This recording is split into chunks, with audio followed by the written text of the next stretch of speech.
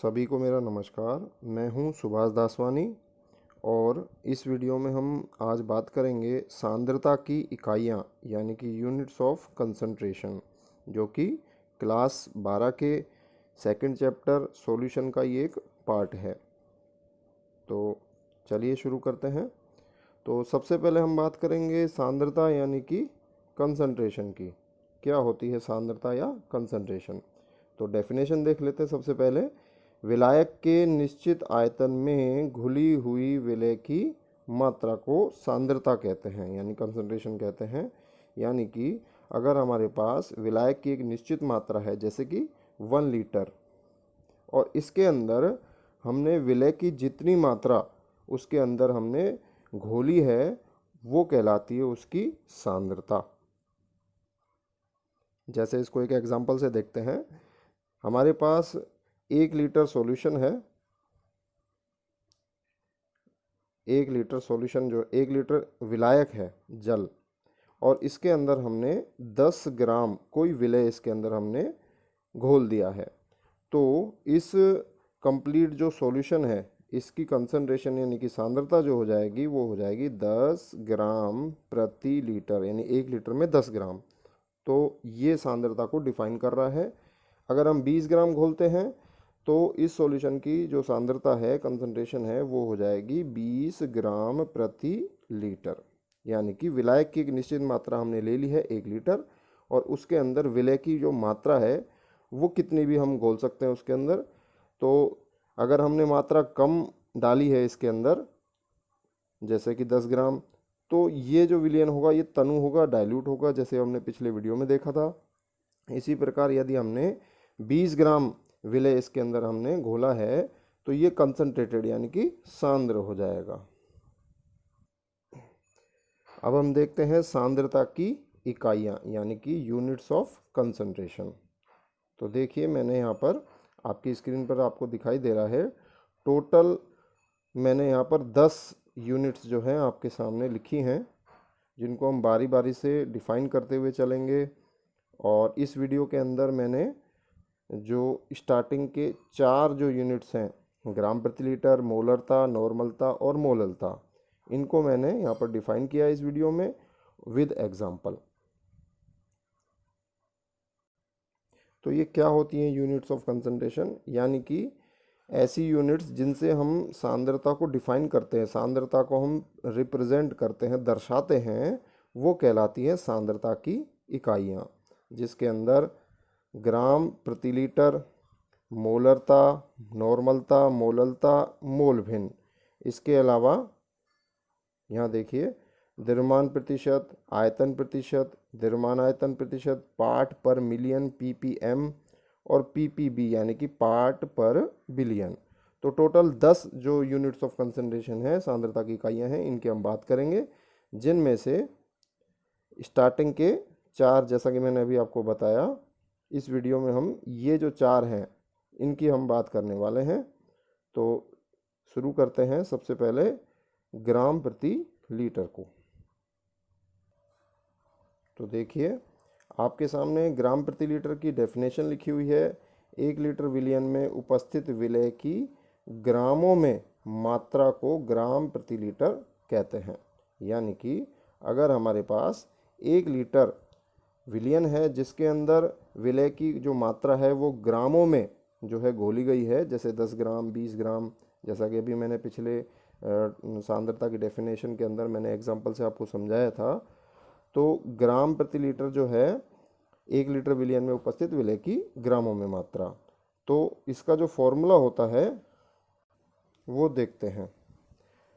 आपके स्क्रीन पर देखिए, ग्राम प्रति litre is equal to WB upon V into 1000। अच्छा, यहाँ पर WB क्या है? WB है यहाँ पर विलय की मात्रा जो कि ग्राम्स में होगी, और V का मतलब वॉल्यूम यानी कि आयतन, किसका? विलयन का आयतन, जो कि हमें मिलीलीटर में हो सकता है। अगर ये मिलीलीटर में होगा तो इंटू 1000 करेंगे, अगर ये लीटर में है तो इसको 1000 से मल्टीप्लाई नहीं करेंगे। तो अब इसका एक एग्जांपल देख लेते हैं जिससे ये ग्राम प्रति लीटर की जो डेफिनेशन है वो क्लियर हो जाए। देखिए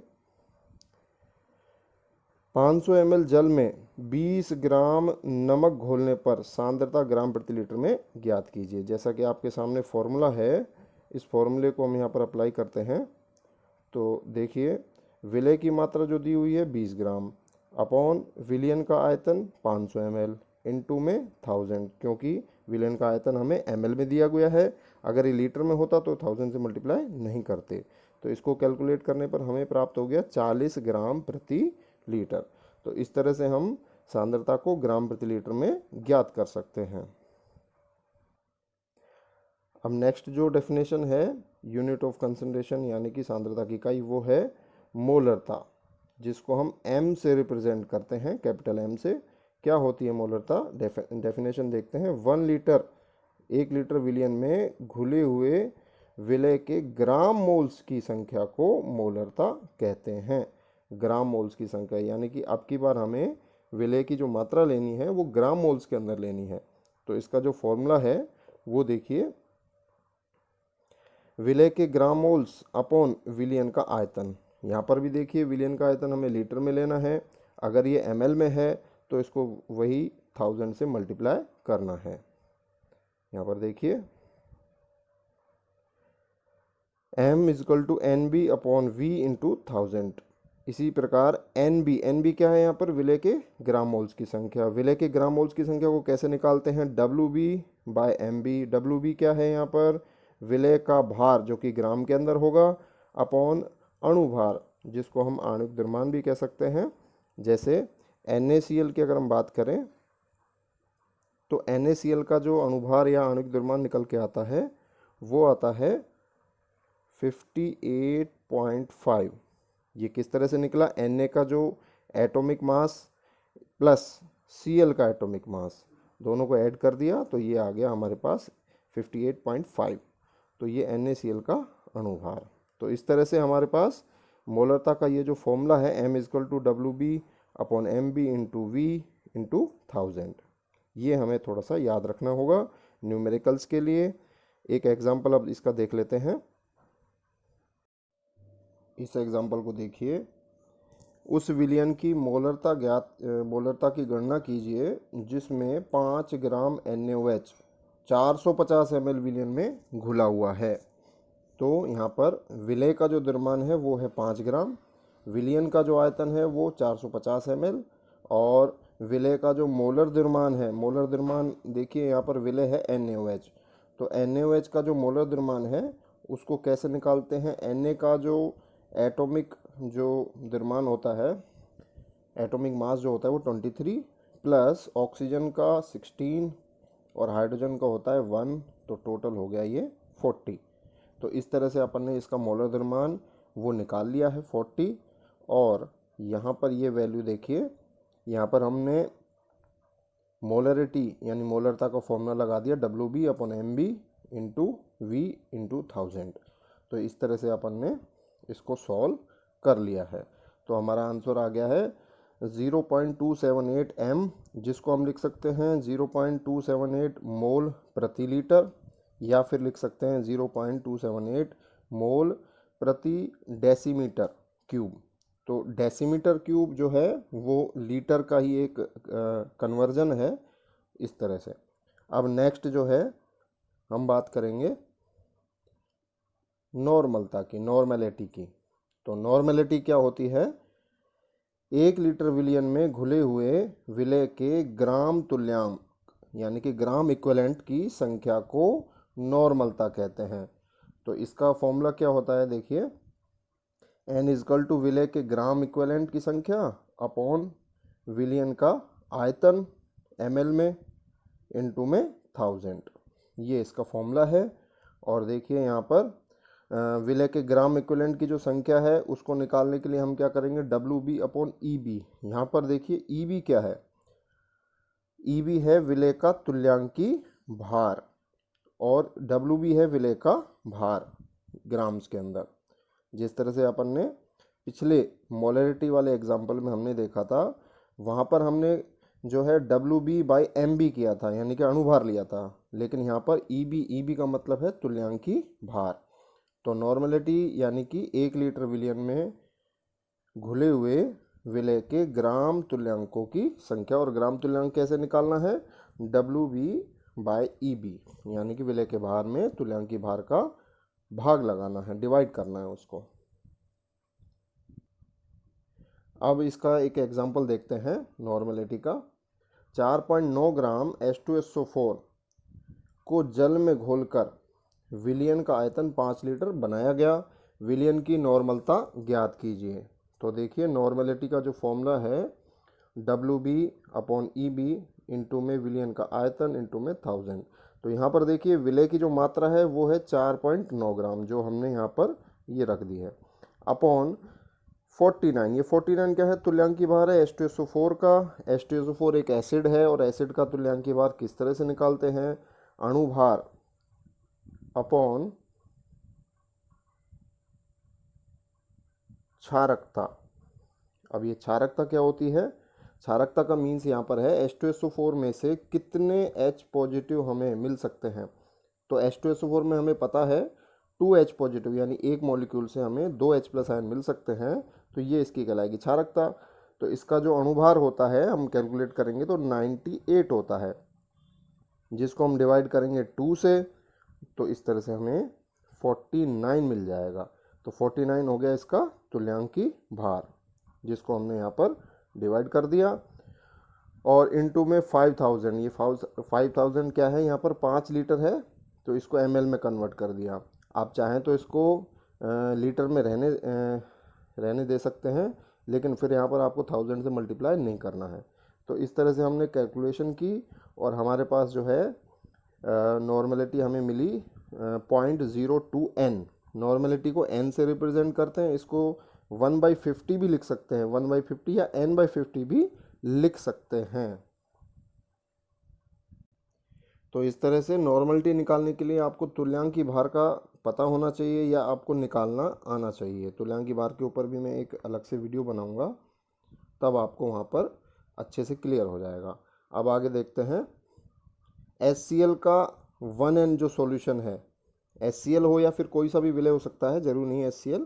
यहाँ पर एक एग्जांपल लिया मैंने। HCl का जो 1n सॉल्यूशन है उसको हम HCl का नॉर्मल विलयन कहते हैं। कोई भी विलय हो, अगर वो 1n उसकी अगर कंसंट्रेशन है तो उसे हम कहेंगे नॉर्मल विलयन। अगर n/2 कंसंट्रेशन है, सांद्रता है, तो इसे हम कहेंगे सेमी नॉर्मल। n/5 को हम कहते हैं पेंटी नॉर्मल। इसी तरीके से आगे देखिए 5n जो विलियन है उसको हम कहेंगे पेंटा नॉर्मल। n/10 को हम कहेंगे डेसी नॉर्मल विलियन। n/100 को कहेंगे सेंटी नॉर्मल। n/1000 को हम कहेंगे मिली नॉर्मल विलियन। तो ये कुछ टर्म्स हैं जो हम काम में लेते हैं कंसंट्रेशन के दौरान। ये वैल्यू पे डिपेंड करती है नॉर्मलिटी की। अब आगे देखिए, अब हम बात करते हैं नॉर्मलिटी और मोलरिटी, यानी कि नॉर्मलता और मोलरता में क्या संबंध होता है। तो देखिए यहाँ से आपके सामने एक फॉर्मूला है n/m = mb/eb। n यहाँ पर नॉर्मलता, m यहाँ पर मोलरता, mb है अणुभार विलय का, और eb है विलय का तुल्यांकी भार। तो ये दोनों में रिलेशन है, दोनों में संबंध है। ये अब आपको कब यूज़ करना है इस फॉर्मूले का? यदि आपको नॉर्मलिटी और मोलरिटी दे रखी है और आपसे अणुभार पूछा गया है जबकि आपको तुल्यांकी भार दे रखा है, या फिर आपको नॉर्मलिटी दे के मोलरिटी पूछी जा रही है, या मोलरिटी दे के नॉर्मलिटी पूछी जा रही है, तो दोनों में रिलेशन है ये। इसी प्रकार इसी रिलेशन को हम ऐसे भी लिख सकते हैं, n = normality = molarity into VF। यहाँ पर VF क्या है? VF है यहाँ पर संयोजकता गुणांक। संयोजकता गुणांक यानी कि जैसे CaCl2, तो यहाँ पर CaCl2 में देखिए जो धनायन है वो है Ca+2, ऋणायन जो है वो है Cl-1, लेकिन यहाँ पर Cl-1 कितने हैं? 2 हैं यहाँ पर। तो टोटल जो आवेश है धनायन या ऋणायन पर, जो आवेश है वो देखते हैं, तो यहाँ पर +2 और यहाँ पर क्या है? -2। तो जो 2 वैल्यू है, यानी कि आवेश की जो वैल्यू है वही यहाँ पर होगी संयोजकता गुणांक, यानी कि CaCl2 के लिए संयोजकता गुणांक हो जाएगा 2। अब हमारी फोर्थ जो यूनिट ऑफ कंसंट्रेशन है वो है मोलैलिटी, मोललता जिसे हम कहते हैं। मोललता क्या होती है देखिए, 1000 ग्राम विलायक में घोले गए विलय के ग्राम मोल्स की संख्या को हम कहते हैं मोललता। तो इसको कैसे कैलकुलेट करते हैं, विलय के ग्राम मोल्स, इसको हम स्मॉल m से रिप्रेजेंट करते हैं, विलय के ग्राम मोल्स की संख्या अपॉन विलायक का भार इनटू में 1000। यहाँ पर विलायक का भार जो है ग्राम में होगा तो इनटू 1000 करेंगे, अदरवाइज अगर ये किलोग्राम में है तो इनटू 1000 नहीं करेंगे। तो इस फॉर्मूले को अपन लिख सकते हैं इस तरह से, WB/MB। WB जैसा कि आपको पता है विलय का भार है, MB विलय का अणुभार है, और WA जो है यहाँ पर ये कहलाता है विलायक का भार। तो इस तरह से मोललता। अब मोललता के ऊपर एक एग्जांपल देखते हैं, देखिए यहाँ पर